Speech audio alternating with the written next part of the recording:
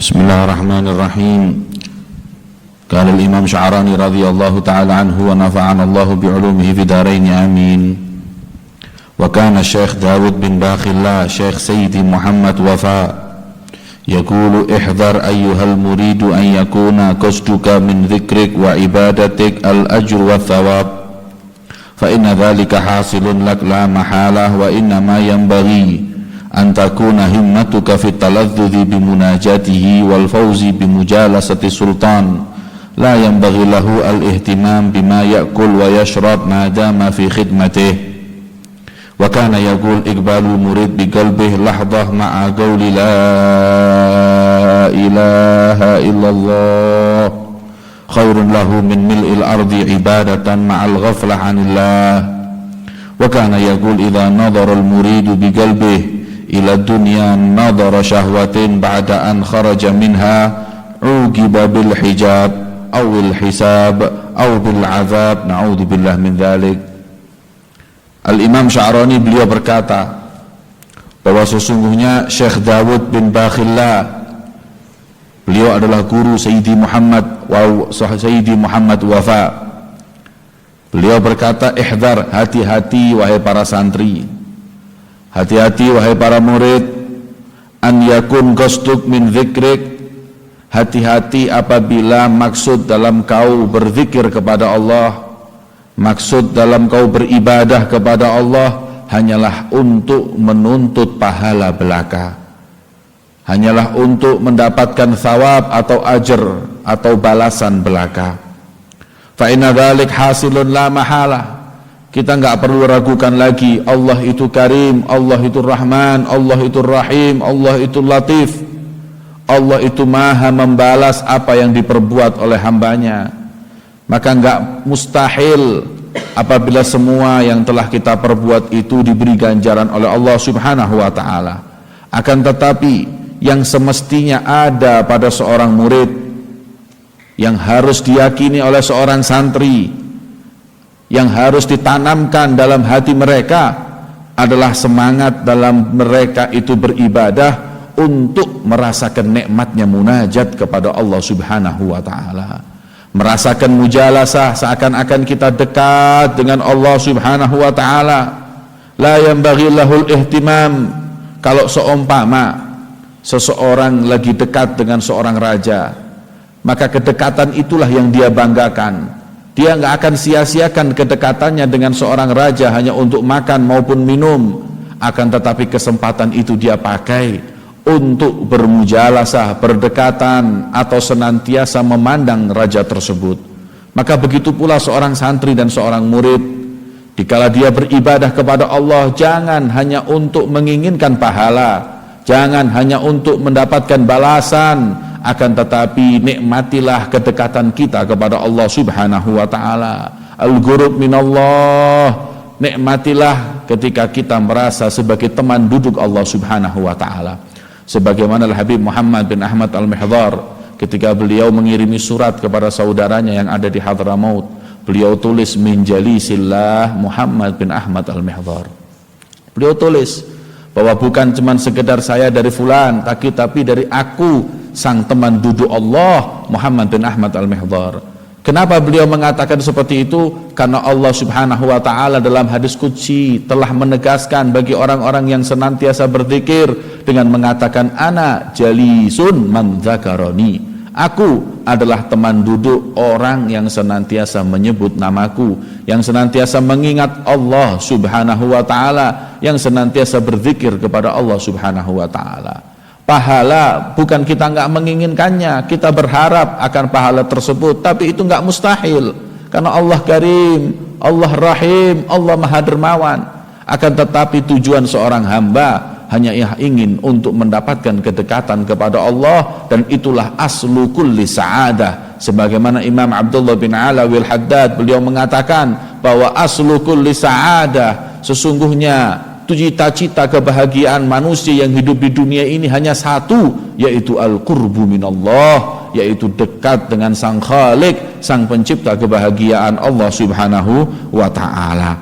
Dari itu para santri, para talibul ilm, sampai kapan kita mahrum min hadhil ladzat, Sampai kapan kita itu nggak merasakan nikmatnya sujud? Sampai kapan kita itu nggak merasakan nikmatnya qiyam? Sampai kapan kita nggak pernah merasakan nikmatnya menyebut nama Allah? Sampai kapan kita itu nggak merasakan nikmatnya menyebut nama kekasihnya Muhammad? Sampai kapan kita itu nggak merasakan nikmatnya berdekatan dengan Allah Subhanahu wa Ta'ala? Marrat alaikumul layali, sudah berjalan atas kalian malam demi malam, siang demi siang, saat demi saat, waktu demi waktu. Kau tiap hari sebut nama Allah, kau tiap hari pegang Al-Quran, kau tiap hari memegang hadis Nabi Muhammad SAW. Akan tetapi sampai kapan kita mahrum? Suatu saat Nabi Musa alaihissalam, beliau itu bertemu dengan seseorang yang habis maksiat kepada Allah Subhanahu wa Ta'ala. Ketika itu, sebagaimana kita tahu di zaman Nabi Musa, Allah Subhanahu wa Ta'ala senantiasa mendahulukan azab, siksa bagi hambanya yang bermaksiat kepada Allah Subhanahu wa Ta'ala di dunia.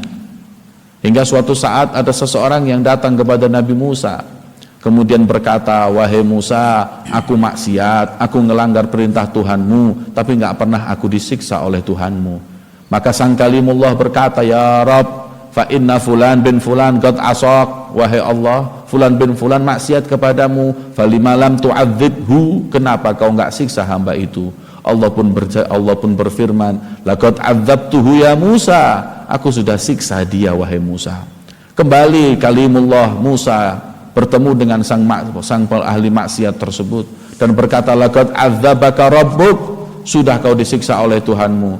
Hamba tersebut mengatakan, aku nggak merasakan siksaan apapun dari Tuhanmu, aku maksiat, aku melanggar tiap hari, dan tiap hari pula aku nggak pernah merasakan siksa dari Tuhanmu. Kembali kepada Allah sang kalimullah dan berkata, lima lam tu'adzib abdak fulan, maka Allah menjawab, laqad adzabtuh, sudah aku siksa wahai Musa, sudah aku siksa.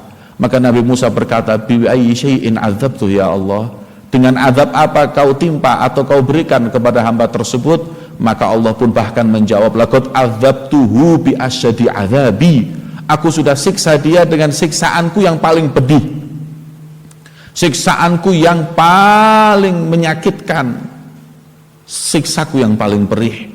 Kemudian Nabi Musa berkata, apakah ma'alam adzabik ya Rabb, apa yang paling pedihnya azabmu ya Rabb?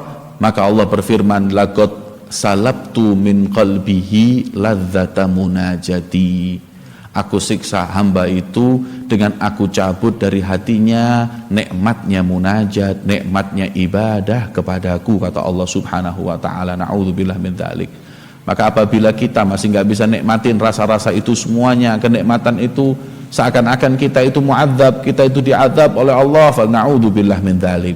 Maka Imam Sya'rani mengingatkan dari kalam guru beliau bahwa sesungguhnya wahai santri, jangan kalian sholat, jangan kalian sujud, jangan kalian rukuk hanya mendapatkan pahala, hanya untuk tamak mendapatkan ganjaran, tapi usahakan untuk kau merasakan kedekatan kepada Allah Subhanahu wa Ta'ala.